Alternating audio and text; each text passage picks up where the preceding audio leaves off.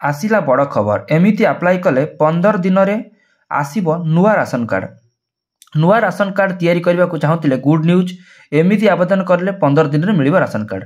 आज भी भारतर कोटी कोटी लोक अच्छा जो मैंने दिन को ओली भोजन करने पाती ना आर्थिक दुर्बल श्रेणी लोक मानू खावाई संघर्ष पड़ता है। एभली लोकों सरकार राशन कार्ड तैयारी करछंती।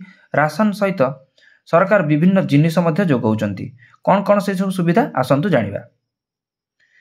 जेमिति कि राशन कार्ड सुविधा पाइबाक हेले आपन को प्रथम एक राशन कार्ड तैयारी करने पड़ो। ऑफलाइन रे तैयारी कले ताहा गोटे राशन कार्ड पाई अत्यंत व्ययबहुल समय मध्य नहीं था। आपन को बारंबार ऑफिस दौड़ाक पड़ो। ए सब भितर अनेक मास मध्य बीती जाई थाए। लोकों को यही समस्यार समाधान पाई सरकार एक बड़ पदक्षेप नहीं।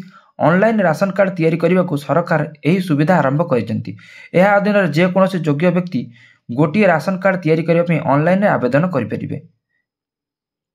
एथिपाई सरकार एक नूतन वेबसाइट लॉन्च करछंती। आपण एई वेबसाइट रे प्रत्येक प्रकार सूचना पाई परिबे। एई वेबसाइट रे आपण मागणा राशन कार्ड पई आवेदन करि परिबे। विशेष कथा होची ऑनलाइन सुविधा प्रवर्तन हेतु लोकों को आ सरकारी कार्यालय को बुलवा को पड़िबो नाही। आपण 15 रु 20 दिन मध्य राशन कार्ड पाई परिबे। केमिति पाइबे राशन कार्ड? भारत सरकार 3 प्रकार राशन कार्ड निर्देश देछंती। एथिरे एपीएल राशन कार्ड, अपूर्ण राशन कार्ड एवं बीपीएल राशन कार्ड रही। विभिन्न वर्ग उपर आधार कर राशन कार्ड पृथक भाव में बंटन करा जायछि। राशन कार्ड साहाय्य सरकारी राशन दुकान कम मूल्य रे राशन उपलब्ध।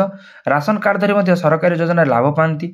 राशन कार्ड साहाय्य शिक्षागत और चिकित्सा इत्यादि क्षेत्र में रिहाती मिले उपलब्ध होता है।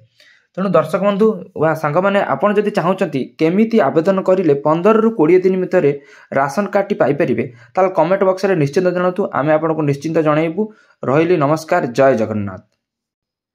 भिडियोटी को लाइक करी चैनल टी को सब्सक्राइब कर रखि नूतन भिडियो आपड़ जानिबा पारिबे।